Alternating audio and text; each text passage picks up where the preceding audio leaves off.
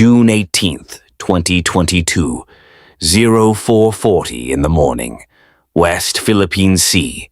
The surface was calm, almost indifferent, a sheet of gray-blue stretching to the horizon.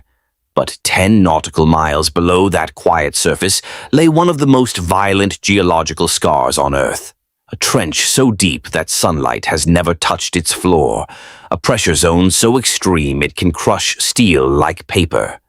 At the edge of that abyss, a Philippine Coast Guard dive team stood in silence beside their vessel, preparing to descend into what oceanographers call the death zone, where pressure exceeds 1,000 times that at sea level.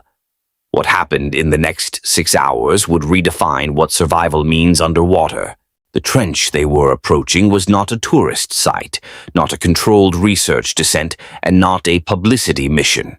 It was a live recovery operation triggered by a maritime emergency. A foreign cargo vessel had suffered a structural failure during a typhoon surge, and debris, including hazardous cargo, had sunk along the trench wall at depths most civilian divers would never attempt. The Philippine Coast Guard divers were tasked with securing the site before currents scattered toxic material into vital fishing corridors. The problem was simple to state and nearly impossible to execute: descend into crushing depth, locate unstable debris on a vertical seabed, and return alive. At those depths, the human body is an intruder. Pressure compresses air spaces, alters nitrogen absorption, distorts judgment, and threatens unconsciousness without warning. Equipment fails, seals rupture, electronics flicker. Every meter downward multiplies risk. The Coast Guard divers knew this. They had trained for deep water operations, but not in an environment where tectonic instability, unpredictable currents, and thermal gradients collide in a narrow underwater canyon. The trench wall drops sharply like a cliff face inverted into darkness. One miscalculation in buoyancy, one snapped line, and a diver can disappear into vertical blackness with no chance of retrieval. The first rule in such operations is preparation. Before dawn, each diver underwent a full equipment inspection conducted twice, not once. Rebreathers were calibrated to compensate for oxygen toxicity thresholds. Redundant pressure gauges were cross-checked manually, not digitally. Dive computers were programmed for conservative ascent profiles, anticipating emergency decompression stops that could last hours. Every buckle, strap, and hose connection was inspected by another diver, because in deep water missions, trust is measured not in words but in verification. They were not preparing for exploration. They were preparing to challenge physics. By 5:10, the first pair entered the water. The sea swallowed them without ceremony. At 20 meters, the light began to thin. At 50 meters, colors faded into cold blues. At 100 meters, the world narrowed to the beam of a dive torch, cutting through suspended particles, drifting like slow-motion snow. The descent line vibrated with subtle current shifts. Each diver monitored depth in steady increments.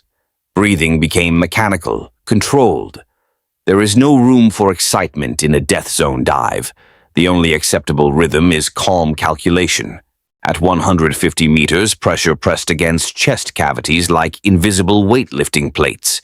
Speech through underwater comms became clipped and measured. Nitrogen narcosis, the ocean's silent intoxication, begins subtly. Reaction times slow. Peripheral awareness narrows. The divers countered it through drilled breathing patterns and cognitive checkpoints, reciting depth confirmations and operational sequences to maintain clarity. Discipline underwater is not about bravery, it is about structure.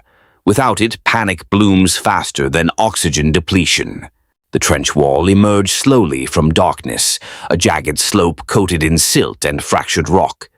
Debris from the damaged vessel had lodged against this incline.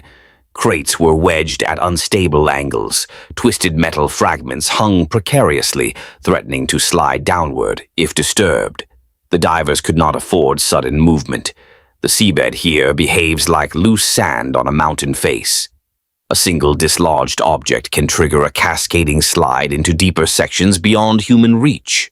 They worked methodically, securing hazardous containers with reinforced lift bags rated for extreme depth compression. Every movement was deliberate. In shallow waters, divers rely on instinct. In the trench, instinct must be restrained. Visibility fluctuated as sediment clouds rose with each minor disturbance. At times, their torch beams illuminated nothing but suspended brown haze.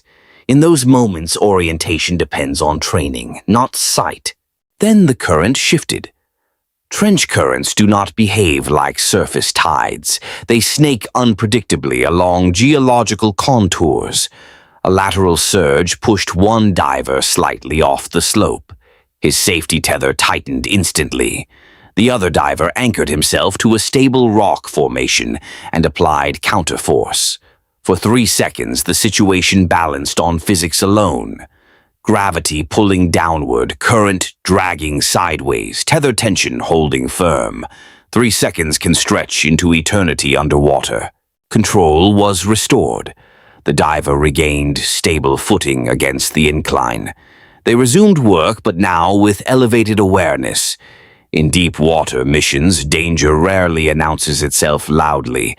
It arrives as subtle imbalance. The team had drilled for this. Controlled breathing returned. Depth checks were confirmed. No equipment malfunction. Continue the task. Above them, on the support vessel, the dive supervisor tracked bottom time with strict adherence to decompression limits. Every minute spent below multiplies ascent complexity. The trench's pressure does not forgive extended exposure. The longer they remained, the more demanding the decompression schedule would become, potentially exceeding 4 hours of staged ascent. Yet, abandoning the operation prematurely would allow hazardous cargo to scatter. The calculation was relentless: time versus risk. At 172 meters, one of the lift bags engaged successfully. A secured container began its slow ascent toward a predetermined mid-water stabilization point. The divers monitored buoyancy carefully. Too rapid a rise and the bag could rupture. Too slow, and bottom time would exceed safety margins.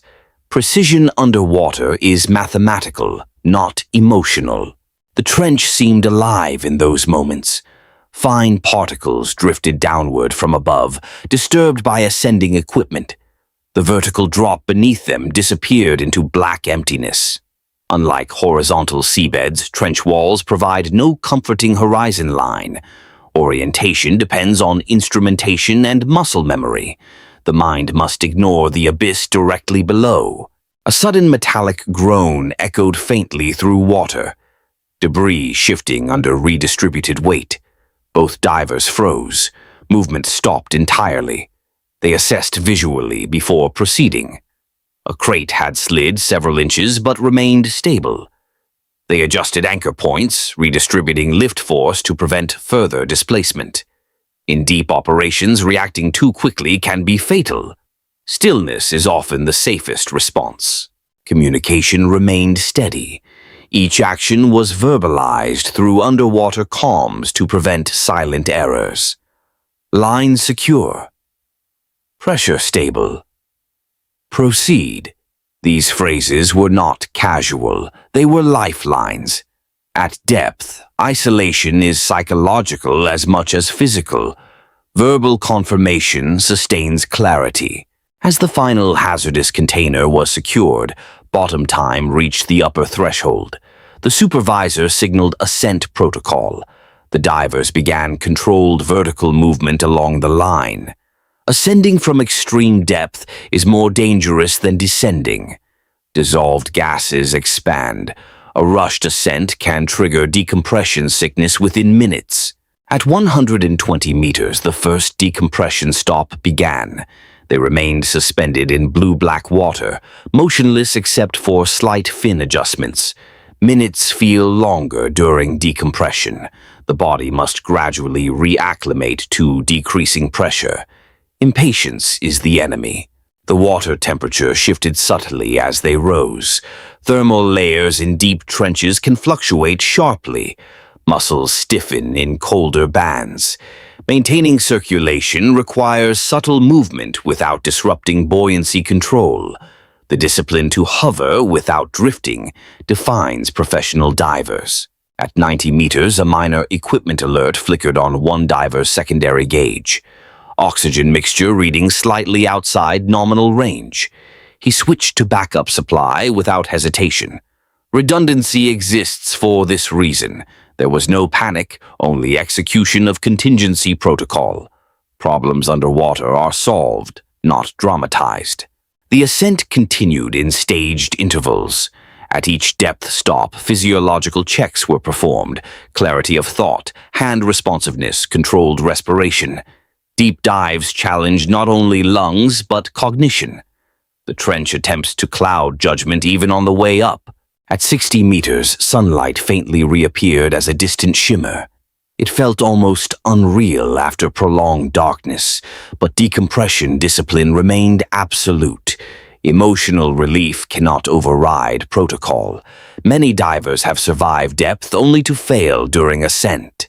The support vessel crew monitored bubble patterns breaking the surface far above. Surface conditions remained calm, but timing was precise. Medical personnel stood ready. Hyperbaric chamber checks were prepared in advance. Preparedness does not assume failure. It anticipates possibility. At 30 meters, final extended decompression began. Muscles fatigued, stillness tested endurance. Floating without movement for prolonged periods strains both body and mind. Yet this stage protects against microscopic damage within tissues invisible to the eye. When they finally breached the surface hours later, it was without celebration. The lift bags had stabilized hazardous cargo mid-water. Retrieval operations would continue safely.